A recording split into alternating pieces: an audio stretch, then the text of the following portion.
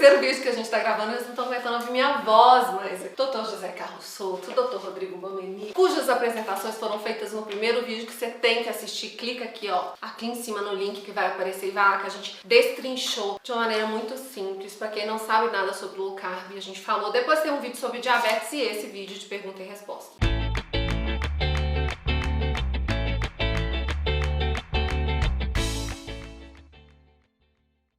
Eu abri lá no meu Instagram umas perguntas sobre qualquer coisa que a pessoa quisesse perguntar sobre low carb. Mandaram várias e eu vou randomizar. É sorteado. Randomizar é uma maneira de falar que é sorteio. Então eu vou começar aqui, ó. Primeira pergunta. Bócio, que é o nódulo na tireoide, tem a ver com alimentação? Low carb resolve? Pergunta para o endocrinologista. Você pode ter bócio por falta de iodo. Hoje em dia não é tão comum porque o sal já é iodado, mas de fato assim, low carb nessa situação não ajuda nem a atrapalhar. Não ajuda nem a atrapalhar. Na realidade vai te ajudar, porque é comer comida de verdade, vai te ajudar de um modo geral, mas não pro bócio especificamente. Frutas na low carb, pode? Eu vou falar uma série de frutas que a maioria de vocês não sabem que é fruta. Pepino, chuchu, berinjela. Chuchu, Brasil. Abobrinha, pimentão, Tomate eu sabia. Tudo isso é fruta. O que eu quero dizer com isso é que mesmo que você não coma fruta doce, você vai estar comendo frutas, do ponto de vista botânico, que são tão nutritivas quanto as outras. Vitamina C tem no pimentão, tem até no brócolis. Você não precisa beber suco de laranja para ter vitamina C. Agora, tem frutas com mais carboidrato e outras menos. Abacate, coco não tem carboidrato nenhum. Azeitona é fruta, também não tem carboidrato. As frutinhas vermelhas, as berries, moranguinho, mirtilo, framboesa, amora, essas têm bem pouquinho carboidrato. Se você precisa fazer uma restrição muito severa de carboidrato, porque é diabético, melhor ficar nessas. Se você é uma pessoa que está fazendo uma low carb moderada, não precisa restringir tanto, bom, aí dá para comer boa parte das frutas desde que não seja em excesso. Exato, e a fruta in natura. Sim, comer, não beber. Eu vou dar uma dica de fruta, de jeito de comer fruta que diminui, me põe o docinho, que às vezes eu quero, é na salada. Eu parto um pedacinho em vários, fraciono para render e coloco ela na salada. Isso muda a sua salada, isso te dá mais vontade de comer coisa ali, né, porque cria uma outra textura e você já comeu o seu docinho que você queria. Boa ideia. Chateada, Laura. Não fica chateada, colega. Não posso fazer low carb. Me dá uma fadiga enorme após alguns dias. Laura, eu tenho que te contar uma coisa, Laura. Fica chateada, não, mas na realidade você pode fazer low carb, você pode não estar querendo fazer. Conta pra ela, gente, por que ela sente cansada uns dias depois que ela começou a fazer low carb? É relativamente comum. Tem uma entidade que se chama gripe low carb. É justamente esses sintomas de cansaço, mal-estar. Tem algumas pessoas que têm dor de cabeça, mas na verdade isso não é falta de açúcar, não é falta de carboidrato. A maioria das vezes é falta de sal e líquido, de água. Por quê? Quando você restringe o carboidrato, sua insulina baixa muito. Como a gente falou nos outros vídeos, se você não viu, assista. Dá o joinha. Tchau, fica isso. Clica no sininho e assina meu canal. Mas o que acontece? A insulina baixa muito e você passa a eliminar sal pela urina. E não à toa, pacientes que têm, por exemplo, hipertensão arterial, quando começam a fazer dieta low carb, eles têm que diminuir, muitas vezes, a quantidade de medicamentos que eles tomam. Nessa fase, às vezes, beber um pouco mais de água, colocar um pouquinho mais de sal na comida, a maioria das vezes já é o suficiente para você conseguir. E eu vou dar mais uma analogiazinha que eu acho que isso vocês vão entender. Imagina uma pessoa sedentária que começa a fazer musculação hoje. Como é que ela vai se sentir amanhã? Dor por tudo, dores em lugares que ela nem sabia que podia doer. E aí eu vou fazer o que? Desistir? Não, a gente continua, com o tempo o corpo adapta, a dor passa e você vai colher o benefício daquela mudança de estilo de vida. Aqui é a mesma coisa. Somente para o objetivo de emagrecimento, eu preciso manter a low carb para sempre? Veja, se não é tão difícil quanto emagrecer, é manter o peso perdido. A porcentagem de reganho é enorme, enorme, enorme. Manter o peso é um processo tão ativo quanto perder o peso. Então veja, se você faz low carb, você se adapta, você passa a comer menos, você melhora o seu bem-estar, você perde peso, e aí do nada você retoma todos os seus hábitos antigos, a maior probabilidade é que você vai reganhar o peso. E Rodrigo, é importante dizer, isso não é específico para low carb. qualquer Não dieta. importa qual estratégia de perda de peso você faça, se parar de fazer, você vai ganhar o voltar peso. ao hábito anterior. Uma pessoa que tem tosse porque fuma muito, e aí ela para de fumar e melhora da tosse. Veja, se ela voltar a fumar, provavelmente ela vai ter tosse de novo. Então, eu acho que a vantagem de low carb em relação às outras dietas é porque a gente sabe que do ponto de vista hormonal, ela é benéfica para o corpo. O seu corpo não diminui tanto o metabolismo, a sua fome não aumenta, você não passa fome fazendo low carb. E aí, manter low carb, acho que vai aumentar a chance de você conseguir manter o peso. Se você faz a low carb, você faz menos esforço e você come mais gostoso, a comida é melhor. Eu quero fazer uma pergunta aqui muito séria, muito importante e que ela atinge diretamente a minha pessoa. Vinho. Posso vinho na carne? Bebida alcoólica.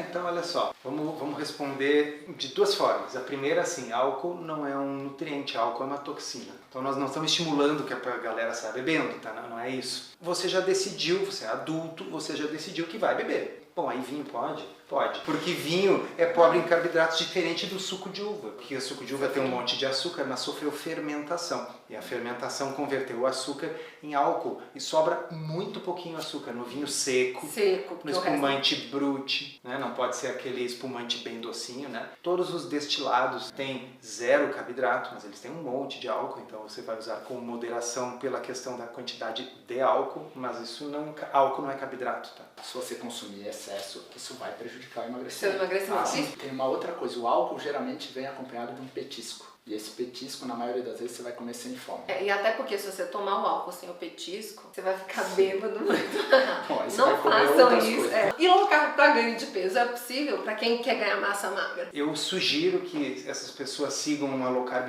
bem moderada, que é só para saúde, porque também não adianta o cara ganhar peso detonando a saúde no processo, comendo churros. Vai fazer o quê? Comer carboidratos bons. Frutas aí sim à vontade, coisas como raízes, batatas, mandioca, batata doce, arroz, por que não? Então consumos, mas igual eu sugeriria para a saúde do indivíduo que a dieta não fosse baseada em farináceos e açúcar, porque gente magra também adoece. Porque o carboidrato abre o apetite, certo? Assim como o low carb diminui o apetite, é mais fácil a gente comer além da conta, que é o que o sujeito precisa para ganhar peso, comendo carboidrato. Né? Adorei essa pergunta. Low carb é dieta ou estilo de alimentação? Após perder o peso ideal, como não perder mais peso? Olha a preocupação, fica calma, chega primeiro no seu peso ideal. Você não vai emagrecer até sumir. Eu acho que a gente volta de novo daquilo. O ideal é que seja um estilo de vida para que você consiga manter o peso perdido, que se você retomar os hábitos, você vai reganhar o peso. É claro que às vezes para você conseguir algum objetivo específico, você vai ter que ser mais restritivo, diminuir o número de exceções, às vezes diminuir até uma quantidade, né? Aquele pouquinho que você come mais por vontade, mas o contexto low carb idealmente deve ser mantido.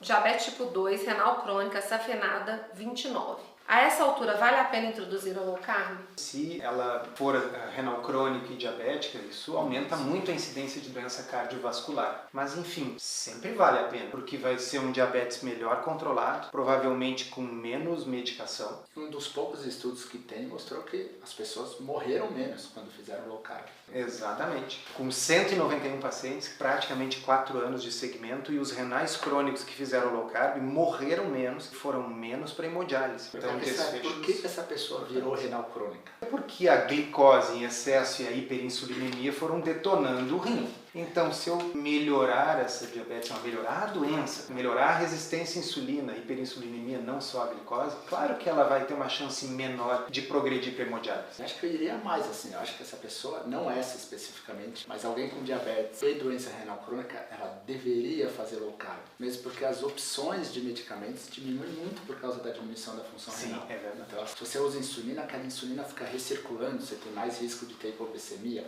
você vai fazer diálise, esse medicamento às vezes sai, às vezes não sai, mais risco. Dependendo do nível de insuficiência renal, não dá para usar a metformina, que é uma das bases do tratamento de diabetes. Assim, quanto menos glicose você colocar para dentro, menos você vai ter que se preocupar em tirar. Eu gosto de analogia, eu vou falar uma outra para vocês. Imagina que o remédio para baixar a glicose é como um baldinho que a pessoa está tirando a água da canoa furada. Tá, melhora, né? Tô tirando a água, mas a água continua entrando. Essa água que está entrando é a glicose que tá botando para dentro. Vale a pena em qualquer momento você fazer o implemento da tua saúde. Comer um alimento, essa que eu acho massa, é um clássico. Comer alimento de baixo índice glicêmico, junto com alto índice glicêmico, melhora o impacto glicêmico. Exemplo, tapioca com chia. Depois que for absorvido, vai virar glicose. Ao invés de você ter um pico de glicose assim, você vai ter um Mas a glicose vai entrar para dentro. A chia não vai fazer a glicose sair pelas fezes. Ela vai ser absorvida para algum lugar, ela vai. Eu vou fazer uma pergunta agora minha, que eu respondi no Instagram e teve uma discussão em que eu abri uma resposta e falei, olha, farinhas low carb. O que é farinha low carb? As farinhas, na minha opinião, eu quero saber se está certo. São as farinhas que vêm das nuts, das oleaginosas, macadâmia, nozes, castanha, amêndoas. A de amendoim, apesar do amendoim ser uma leguminosa, mas ele é low carb e eu não uso na minha cozinha. Tirando essas duas farinhas, qualquer farinha de mandioca, qualquer amido de milho, farinha de trigo, nada disso entra como farinha low carb. Eu tô certa? Eu tô sendo exagerada? Sim, não, talvez. Essa foi um dos grandes motivos da ABLC também. Não existe essa definição. Alguém precisava criar uma definição de, olha, isso pode ser utilizado, você pode falar que esse alimento é low carb. E a gente de fato ficou em dúvida, como é que a gente vai utilizar isso? Porque se a pessoa usar um pouquinho de farinha de mandioca, talvez no contexto geral aquele produto fique com baixo carboidrato. O produto. Exato. Mas o critério que a gente utilizou e que a gente acha correto é, existe uma opção melhor? Se existe, então tem que ser utilizada a melhor opção, porque aquela pessoa que tem diabetes, aquela pessoa que precisa de fato fazer uma restrição maior de carboidrato, ela tem que ter a possibilidade de saber, olha, isso aqui tem a menor quantidade possível de carboidrato, e só dessa forma aquele produto seria considerado low carb. E assim, vamos entender, pessoal, amido é um polímero de glicose. O que é um polímero? É uma molécula de glicose emendada na outra, uma repetição. Não importa de onde esse amido venha. Se o amido de trigo, ele não é diferente do amido da mandioca, que não é diferente do amido da tapioca, que não é diferente do amido do polvilho, que não é diferente do amido de milho. Aliás, não custa lembrar que a fotossíntese foi inventada no planeta Terra uma vez só. Lá tinha uma bactéria que aprendeu a pegar o gás carbônico, juntar com a água, com o sol e fazer glicose. Não mudou mais nos últimos 3 bilhões de anos. A glicose que é feita na cana-de-açúcar é a mesma glicose que é feita na tapioca, que é a mesma glicose que é feita no milho, que é a mesma glicose que é feita em qualquer amido. Pode ser chique ou caro, ou pode ser barato e comum. Amido é o mesmo, o efeito metabólico é o mesmo. Diverticulite. Quem tem diverticulite? Eu vou perguntar até porque o Sandro tem diverticulite. Pode fazer low carb ou não? Deixar para um cirurgião responder. Quando me formei como cirurgião, fiz cirurgia geral, depois urologia, a gente tinha aquela ideia de que as pessoas não deviam comer sementinhas, né? Semente de uva, semente do tomate, porque isso aí ia entrar no divertículo, inflamar e provocar diverticulite, ou ia provocar apendicite, etc.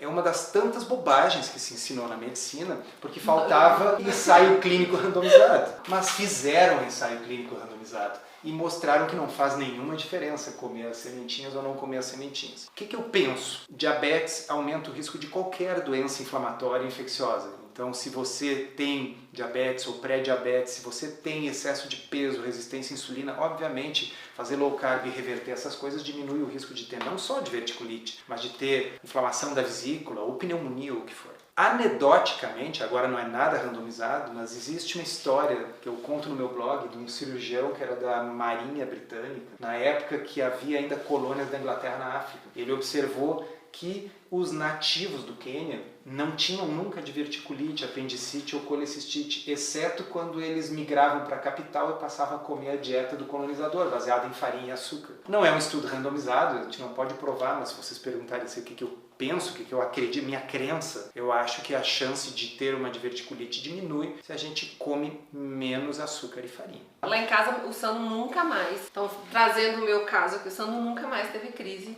depois que ele passou a fazer low carb. Modernamente, que hoje se fala muito em microbiota, microbioma, flora intestinal, a gente sabe, né, que carboidratos simples produzem um microbioma intestinal inflamatório, de características inflamatórias. A gente está estimulando bactérias patogênicas ruins. Para terminar a última pergunta, eu quero saber se o Rodrigo vai fazer uma afirmação pública aqui que ele está me devendo ir lá em casa para aprender a fazer camarão. Te ensinar a fazer camarão, né? Camarão do Rodrigo, eu vou colocar a foto aqui para vocês entenderem o que é essa maravilha que ele me mandou. Ele perguntou, Lília, deu certo? Olha pra você ver o que eu fiz. 20 minutos o camarão na frigideira, virou uns pedacinhos de toco assim. Você fazer uma coisa bem, queijo coalho. Arrasou. Isso é suficiente. É bom.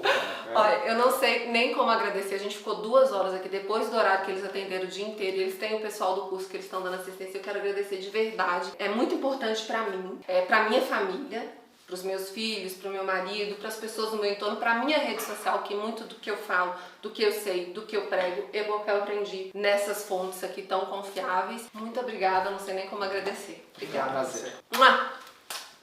Um beijo, gente. É isso aí. Até a próxima. Tchau.